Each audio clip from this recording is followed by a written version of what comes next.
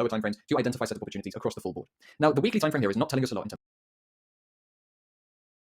In this episode, we are going to add other confluences and other concepts to turn our good trades into great trades. As traders, we need to strive for perfection, so incorporating these additional little things will help us to take better positions long term, make more money, and hit less losses. So before we move on to a trade example, I want to quickly recap on this position which we took in the previous episode. This is the first position. It was a 3.6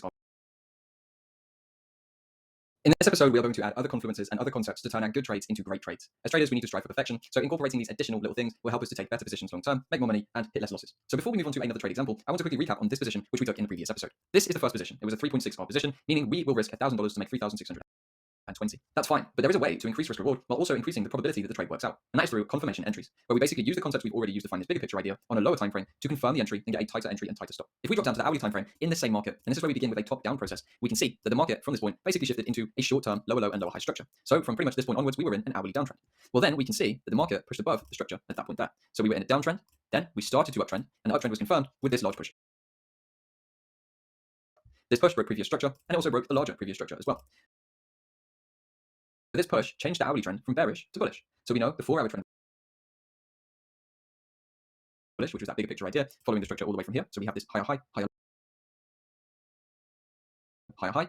And now on the hourly, we can see the hourly trend shifted from bearish into bullish as well. So this forms a second, which makes a trade safer. We could instead actually get into the trade around here. And this will give us confirmation, which means we are more likely to win the position. And generally, because we're using the lower time frame in agreement, we are to be able to get tighter entries, tighter stop losses, and the same target. Therefore, we can generally push more RR, or risk to reward, out of the position. So this trade here was unconfirmed 3.6R. But if we took a look at this exact same concept, we had market structure break, pull back to fill the imbalance, and then trade into demand. Our buy would take place from this demand. And because the structure is now in agreement, we don't have to put the stop loss all the way down here. We can put the stop loss under the recent low. So by targeting the exact same target, we've managed to actually extend the profits we make from 3.62 to 6.82. So if we executed this position from this demand, number one, we have confirmation, which makes it more likely to win, so we will have better win rates. And number two, we've made almost double the money on this position. Instead of the 3.6K that we would have made, we could actually make $6,820 on this position, which is enough profit for potentially even 2 months of work. And of course, if you could do one of these trades each month, this would equate to around $75,000 a year in income for you, provided you're trading with $100,000, which you can do very easily, by the way, with prop firms once you have this skill set and system in mind. So that's just one small improvement where we start to incorporate multiple time frame analysis or top-down analysis and use exactly the same concepts of supply and demand, structure, and market efficiency. But there are a couple of other concepts I want to introduce you to. So we're going to move over now to look at a totally different trade example, and I'm going to introduce you to the concepts of liquidity and market momentum. So let me introduce you to the concept of liquidity. This is very, very useful to understand and will help you in pretty much all of the trades you take. Now, this is an example of the most simple form of liquidity, which is equal high and equal low liquidity. Basically, liquidity in its simplest form refers to orders, so money.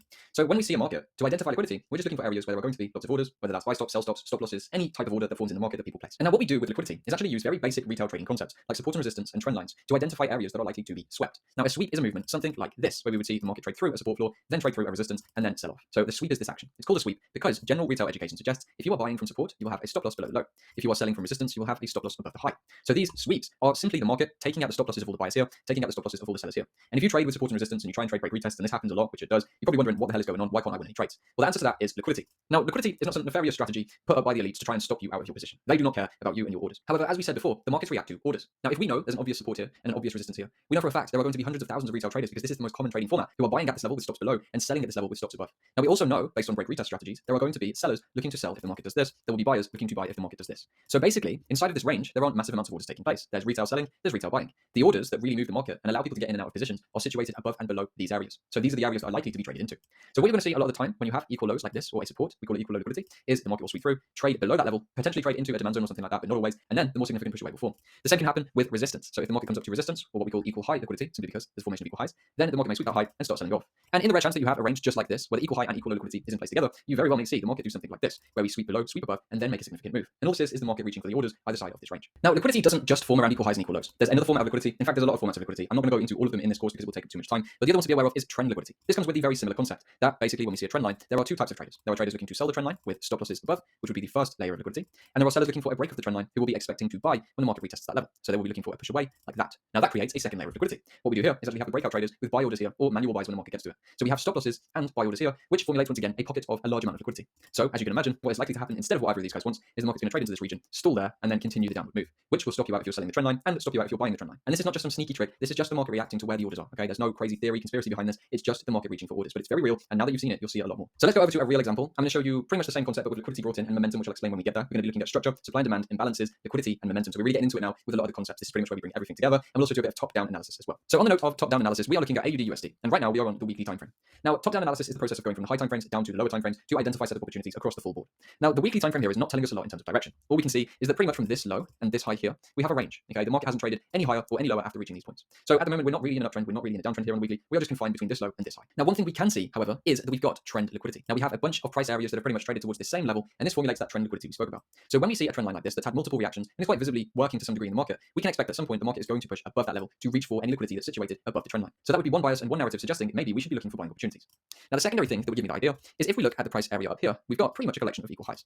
Now, equal highs aren't always perfect pinpoint levels. I call them relative equal highs when they are a little bit mismatched, but we can see that the market is evidently treating this area as a kind of resistance point. Okay, if we were to scale it back a little bit, you'd see that it's also used it as a resistance previously here, here, here, here, and here. So in seeing this resistance, what does that tell us? Well, we know there's going to be liquidity above in the form of anyone that sold the resistance or sold the low, and anyone else who is looking for those breakout trades. So just by using liquidity, even though the trend direction is not clear here, we've got a potential idea that we could be looking for buying opportunities. Probably makes more sense than sells at the moment because there's a lot of liquidity in the form of trend liquidity and equal high liquidity that is likely to be swept out up in these highs. And we've done this on the weekly time frame. The high time frame, this is where we just build an initial narrative. We have a range with liquidity. So now what we would do is step down to the daily. Okay, so now we've stepped down to the daily time frame and we can see some more insights into this market. We've got now the visibility of imbalances. We can now see imbalances in the market. There is an imbalance down here that trades into this demand zone at the bottom of the price move, and we've got imbalance pretty much up to the top as well, which is going to lead us into this supply area up here. So now we've got two potential targets for a trade. We have the possibility of the market trading straight up. We have the possibility of the market coming down. Now, with the larger narrative we had in mind of trading towards this liquidity, we would identify this area as a good point to buy from. Because if the market can come in, give us that structural confirmation we spoke about, we have pretty much a good bias and a good reason to start taking this market higher towards some of these open price areas. Now, notice I said we probably would want to work with confirmation here, which is what I showed you previously on gold, where we look for that structural shift on lower time frames. The reason we want to do that is because obviously inside of a range, we don't really have the most clear direction in the world, and if the market does want to continue selling, we don't just want to gamble our way straight into it, so it probably makes sense to wait for the confirmational shift. So now let's just give the market a moment and see where it goes to. Obviously, until we get down here or up here, we don't really have any trading opportunity anyway. But as you can see, we did now come down and fill this imbalance, trading into this demand. There is no imbalance left below within this price move, so now we can start looking for confirmation. To do that, we use the next step of top-down analysis and go to the 4-hour time frame. So now on the 4-hour, we would be looking for a change in the market structure. As of right now, we don't have it. Let's identify the trend just to keep you in the loop. We've got the high, we've got a lower low, we've got a lower high, we've got a lower low, we've got a lower high, now we've got a lower low.